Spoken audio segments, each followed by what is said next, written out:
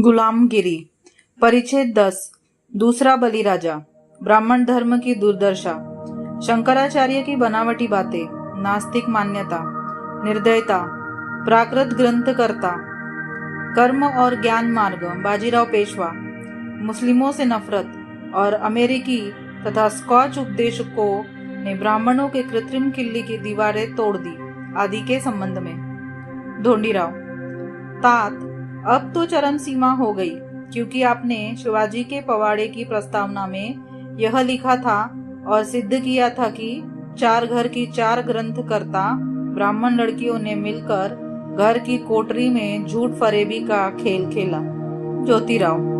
किंतु आगे जब एक दिन दलितों का दाता, समर्थक, महापवित्र, सत्यज्ञानी, सत्यवक्ता बलिराजा इस दुनिया में पैदा हुआ, तब उसने हम सभी को पैदा करने वाला, हम सब का निर्माणकर्ता महापिता जो है उसका उद्देश्य जान लिया।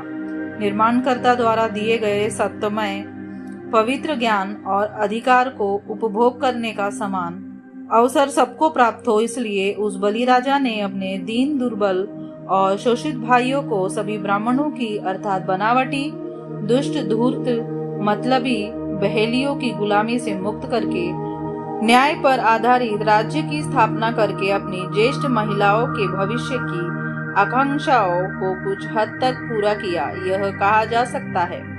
तात, जहां मिस्टर टॉम स्पेंस जैसे बड़े बड़े विद्वानों के पूर्वजों ने इस बलिराजा के प्रभाव में आकर अपने पीछे की सारी बलाएं दूर करके सुखी हुए, अंत में जब उस बलिराजा को ईसा मसीह 4 दुष्ट लोगों ने सूली पर चढ़ाया, उस समय सारे यूरोप में बड़ा तहलका मच गया था। करोड़ों लोग उसके अनुयायी हो गए और वे अपने निर्माणकर्ता के शासन के अनुसार इस दुनिया में केवल उन्हीं का सत्ता कायम हो। इस दिशा में रात और दिन प्रयत्नशील रहे, लेकिन इसी समय इस क्षेत्र में कुछ स्वस्थ वातावरण होने की वजह से यहाँ के कई बुद्धिमान खेतीहरों और किसानों ने उस घर की कोठरी के अंदर की नादान लड़कियों के झूठ फरेबी खेल को ही तहस नहस कर दिया। मतलब शाक्य मुनि जैसे बुद्धिमान सत्य पुरुषों ने ब्राह्मणों के वेद मंत्र, जादू विधि के अनुसार चमत्कार का प्रदर्शन किया। उसने उन ब्राह्मणों को भी अपने धर्म का अनुयायी बनाया, जो पशुओं की बलि चढ़ा करके उत्सव यात्रा के बहाने गोमांस भक्षण करते थे। उसी प्रकार जो ब्राह्मण घमंडी, पाखंडी, स्वार्थी, दुराचारी आदि दुर्गुणों से युक्त थे और जिन ग्रंथों में जादू मंत्रों के अलावा और कुछ नहीं था, ऐसे ग्रंथों पर तेल काजल का लेप लगाकर अर्थात उन ग्रंथों को नकारते हुए उसने अधिकांश ब्राह्मणों को होश में लाया। लेकिन उनमें से बचे खुचे शेष कुत्तर्की ब्राह्मण कर्नाटक में भाग जाने के बाद उन लोगों में शंकराचार्य नाम अपना कर एक तरह से वितंडवादी, विद्या जानने वाला महापंडित पैदा हुआ।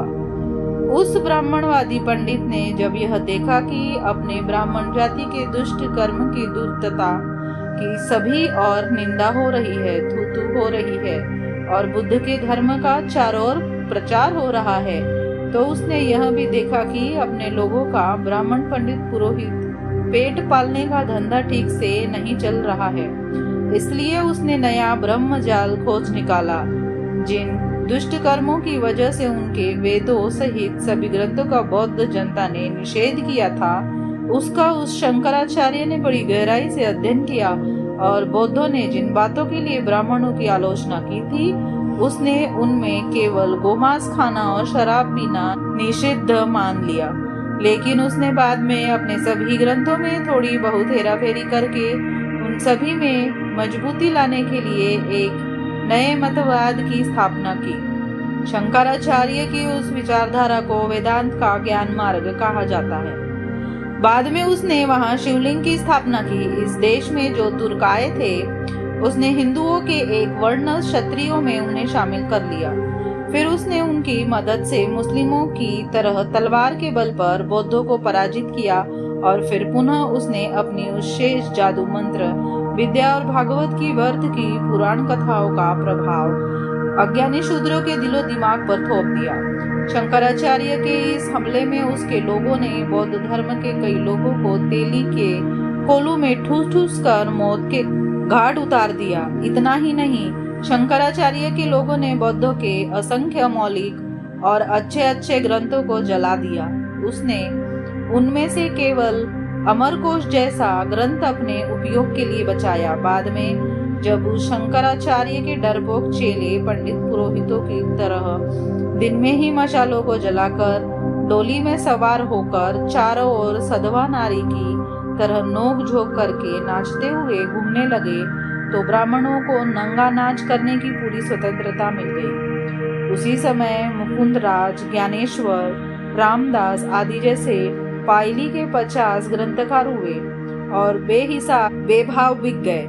लेकिन उन ब्राह्मण ग्रंथकारों में किसी एक ने भी शूद्रादि अतिशूद्रों के गले की गुलामी की जंजीरें तोड़ने की हिम्मत नहीं दिखाई, क्योंकि उनमें उन सभी दुष्ट कर्मों का खुलेआम त्याग करने की हिम्मत नहीं थी। इसलिए उन्होंने उन सभी दुष्ट कर्मों को कर्म मार्ग और नास्तिक मतों का ज्ञान मार्ग, इस तरह के दो भेद करके उन पर कई पाखंडी निरर्थक ग्रंथों की रचना की। इस तरह उन्होंने अपनी जाति के स्वार्थों का जी जान से रक्षण किया और अज्ञानी शूद्रों से लूट खसोट करके अपनी जाति को खूब खिलाया पिलाया। लेकिन बाद में उन्होंने पूरी लज्जा शर्म छोड़ दी और हर रात को जो कुकर्म नहीं करना चाहिए उसको भी करने लगे। फिर ब्राह्मण लोगों को दिन के 1/4 समय गुजरने तक मुस्लिमों का मुंह न देखना चाहिए।